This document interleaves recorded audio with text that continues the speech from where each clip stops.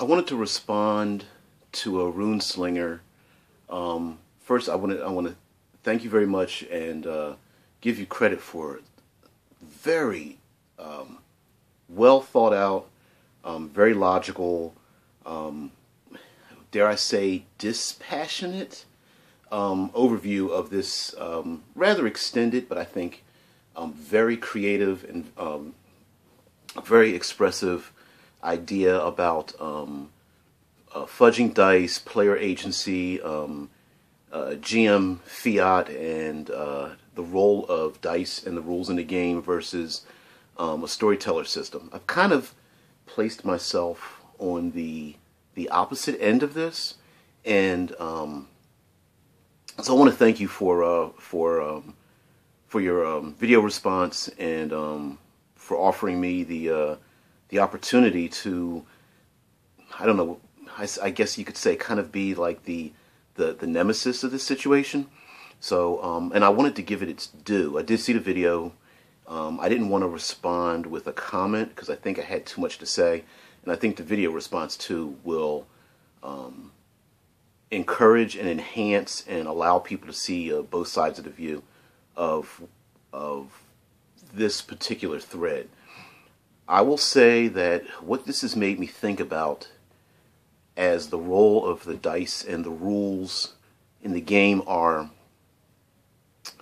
the rules in dice the dungeon master or game master, or are they another player? And I would say that in the sense of those who, dice above board, what you roll is what happens.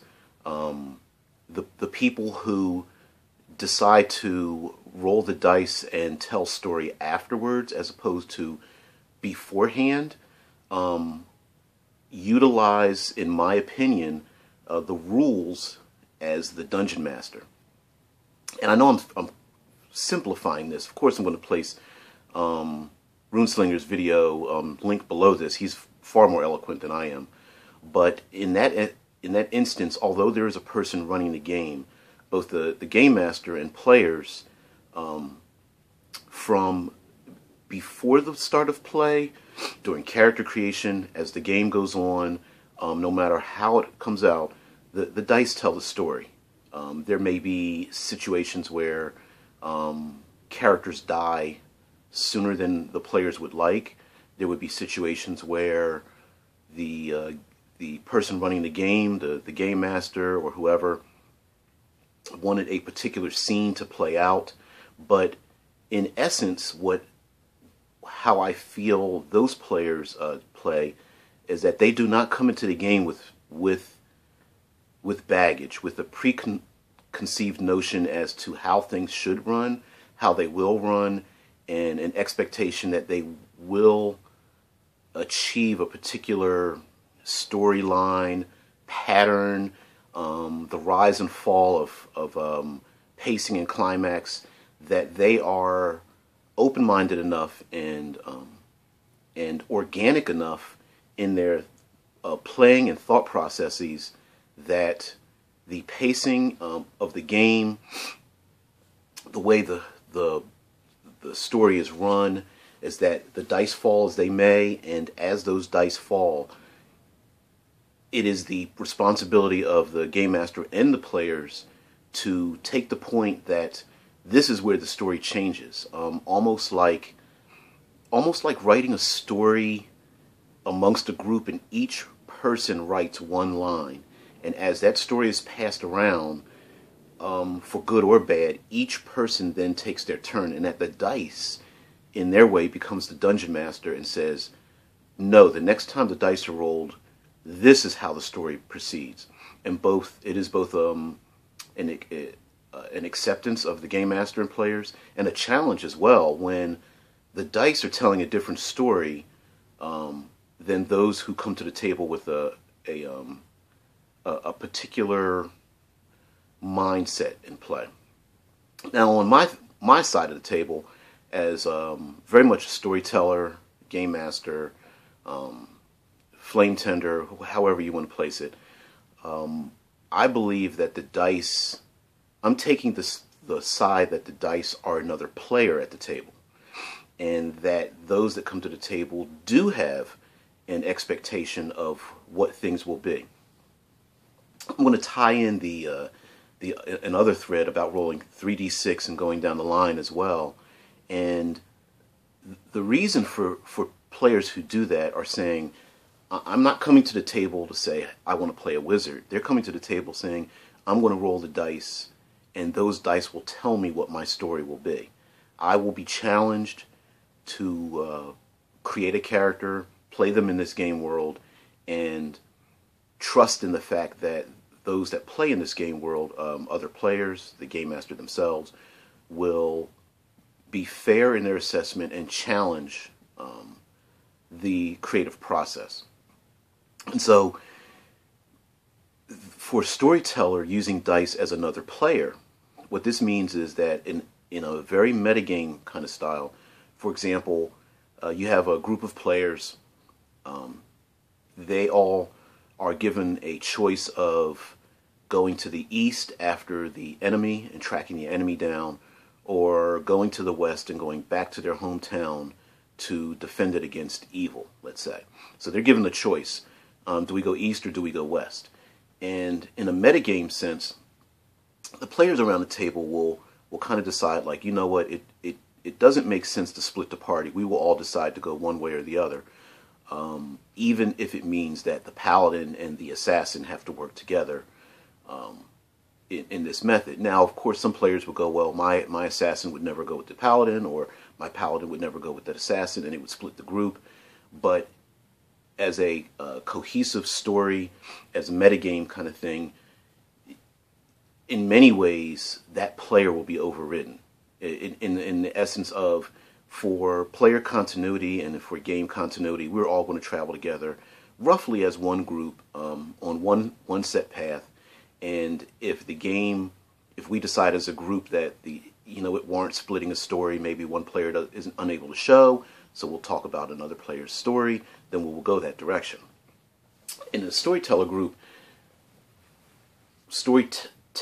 as making dice as another character, that is kind of how I would say that we view the game, meaning that the game master or dungeon master has made a decision. Hey, this is the way the story should go. The players have all decided this is how we want to run our game. We want to run it cinematic. We want to run it gritty. We want high fantasy. We want science fiction. And then you have another player character at the table, the dice, and the dice want to make a different decision. And in that sense, as a storyteller and as the players want to have a different narration, they all agree, consciously or maybe even subconsciously, depending on the flow and the synergy at the table, to look at the dice and go, well, we're not going to ask you your opinion. We've made our decision.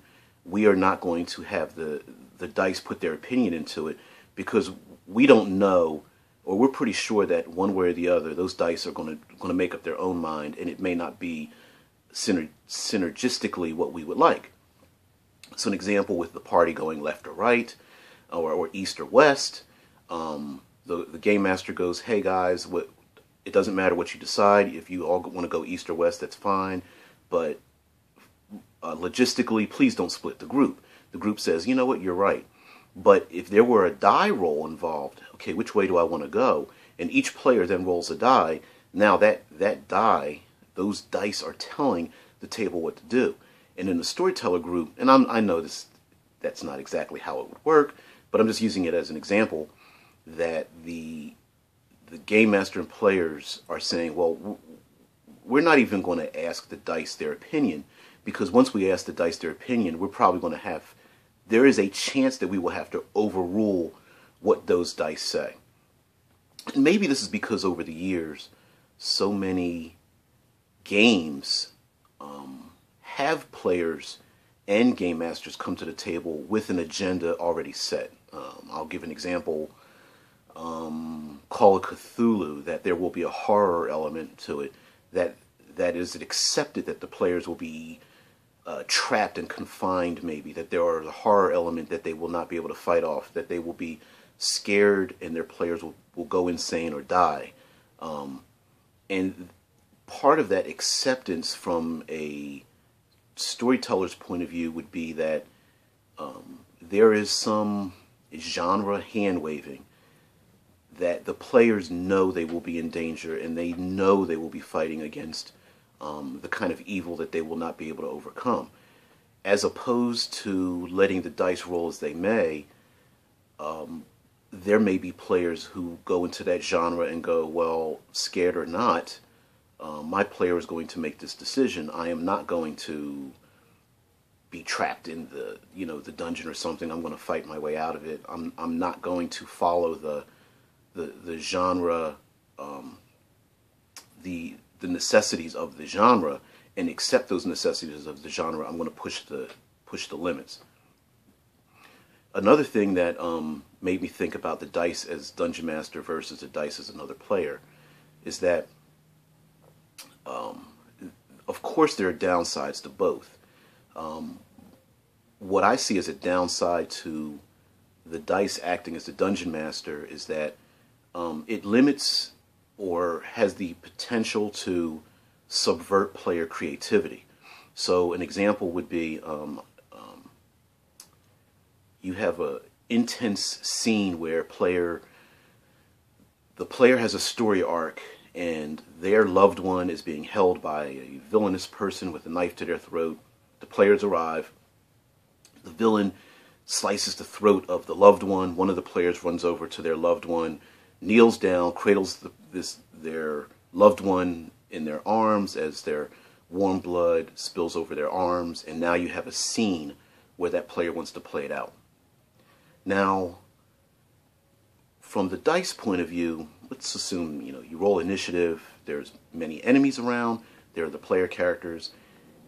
From a mechanical point of view, that player is down on their knees. They are not armed. They're prone. Maybe they have their eyes closed because they're crying.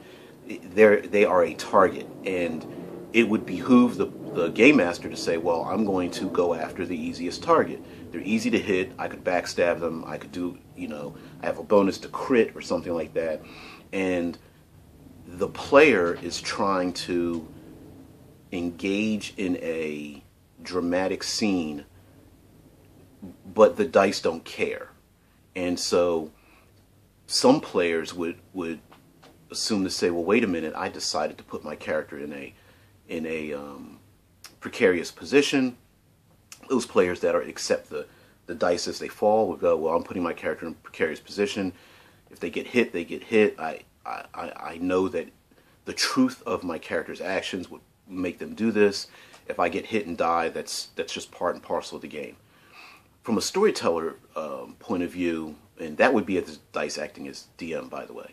With the dice acting as a player, the people at the table are going, well, wait a minute. This is a important scene for my character. I would like to play this scene out without fear that my game master will mechanically take advantage of something that is a role-playing scene.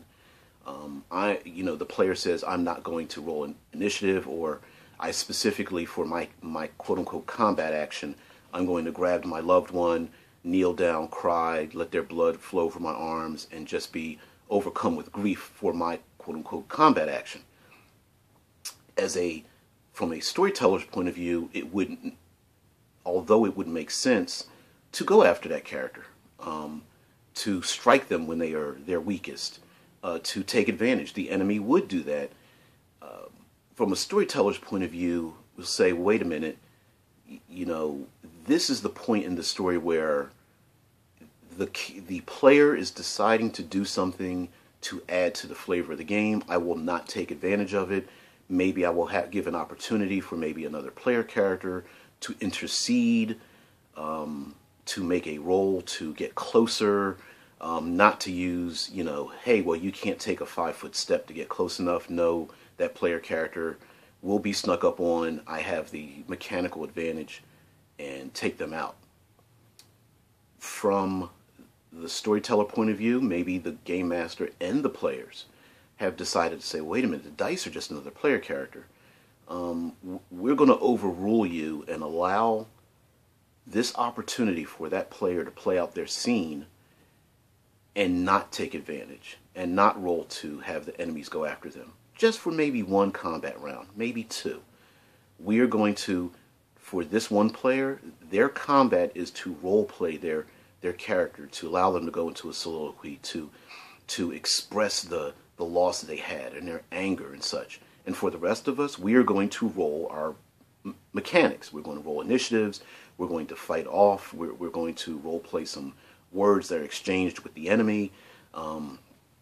Maybe the bad guy is trying to make their way through a secret chamber, or has some escape plan hiding behind their minions.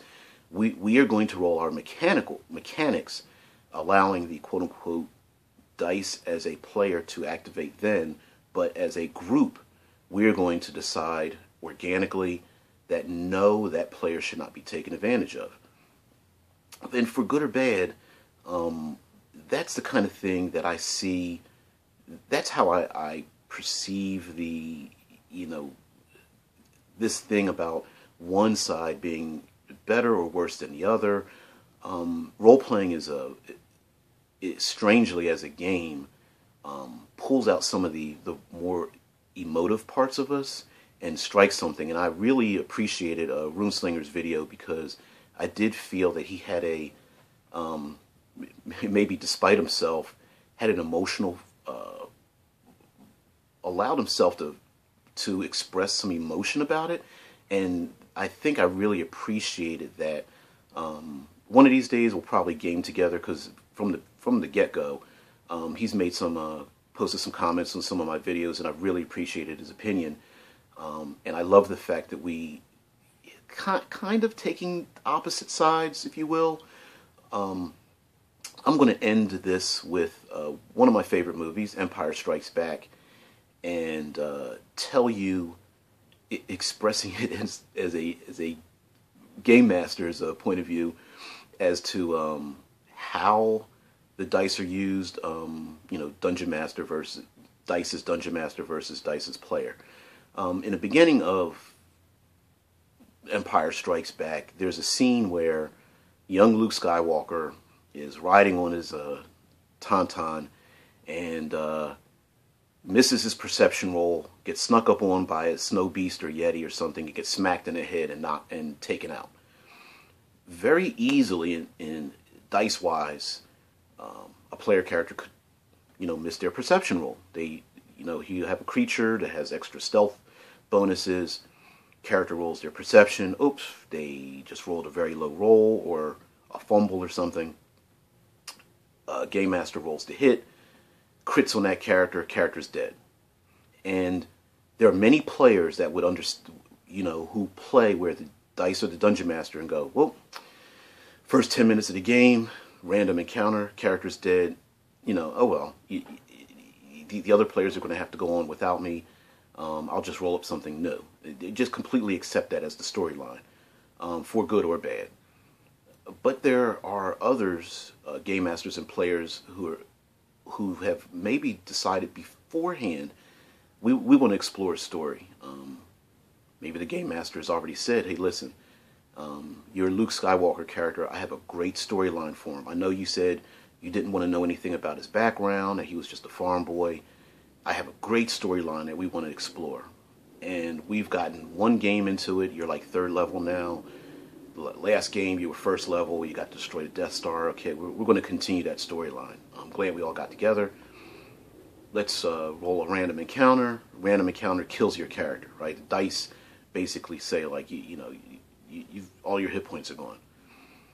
And as a storyteller, this is where many times those of us that are into narration and storylines, climax and chapters, say, well, the dice are just another player. And in this instance, we feel that player has made a bad decision. Like,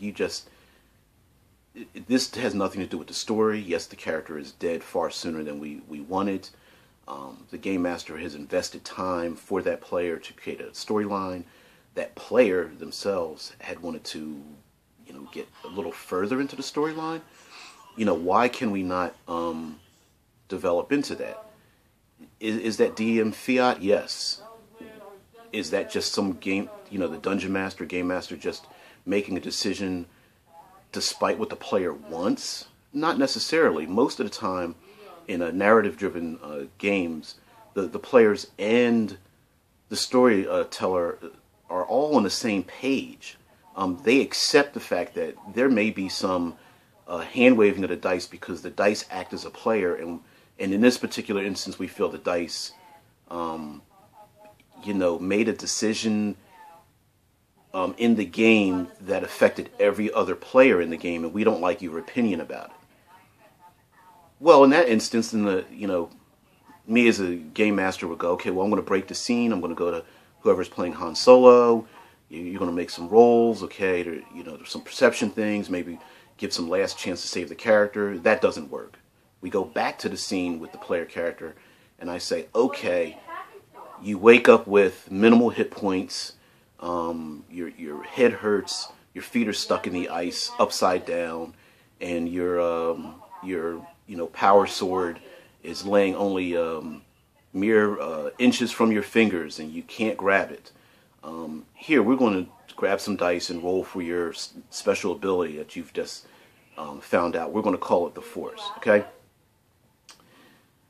And the reason for that is not about cheating the rules. It's not about lying to the players about how much damage they took. It's not about hand-waving and going, Game Master going, yeah, I rolled a crit, but I'm just going to ignore it because I just don't feel like it. It's about the fact of inclusion in the game. That player created a character, had some backstory. The other players at the table want to see how this story progresses. We want to, as a group, we want to see how the novel ends. And no one would buy a book if it was 3 pages long. No one would see a movie that's 10 minutes long and they go, okay, this is a great action movie with this thing. And then the hero dies in the first 10 minutes and you're like, okay, well, thanks for your money. See you later. People invest a lot of time and energy into role-playing, and many times we storytellers feel that if we invest our time and energy and all we're going to do is listen to the dice, then why put the time and energy in creating these extended stories in the first place? And as I said before, we're coming to the table with an agenda before the dice are ever rolled. It's 3d6 down the line versus point building characters. These are people who've decided to come to the table and say, I want to play a wizard, I want to play a druid or a paladin. The game master and the players have decided we want to have storylines and we want to explore where our characters grow, where they've built. We want to explore traveling to different worlds and different regions of the place, and we accept the fact that there are going to be times when the dice as a player is going to insert itself into the dynamic, climactical, cinematic world we want to create. And we accept the fact that sometimes those dice are going to raise their hand and go, hey, no, I think we should go left. And everyone at the table's decided, nah, we're going to go right. It would be like collaborating and writing a story. 7 people at the table say, we want the bad guy to die. And someone raises their hand and says, no, I think it would be better if they live. We all get our heads together and go, no, collaboratively as a story, we don't want to listen to you. So, yes, we're going to wave our hand and let Luke Skywalker hang from the ceiling with his feet frozen and summon his lightsaber. But later on in the game, the player character encounters, Darth Vader. And a great secret is revealed and goes, hey, listen, Luke, I am your father. And saying that after having a crit and cutting the player character's hand off. In that instance, that's a great story. Don't ignore the dice. The dice said, great, boom, here, there goes your hand. And oh, by the way, here, let me save you. I am your father. Great, great story. The dice landed as they would. The player character's like, holy shit, I'm going to need diapers on this. I am just going to release myself and let the Force take me with me and just jump. And that is where, yes, we loved how the dice rolled about as a player. As dice as a player character, we loved what you did for our story. We're going to let you go. I understand that some players feel that, and I would definitely, this is where collaboration comes in. if I played with a group of players and they said, no, we don't want dice hidden, whatever the dice say, that's what happens. As a game master, you go, yeah. You know, you don't overrule the table like that without having a discussion first. You agree to it. So, just to end this, as always, you know, with my create, don't destroy thing, is that those of us that are trying to make a division, just like Edition Wars or this thing about fudging dice and not fudging dice. Let's not divide a group of people that are already such a minority in the gaming world that we can't see the other person's opinion and what it means to them and how important it is to them.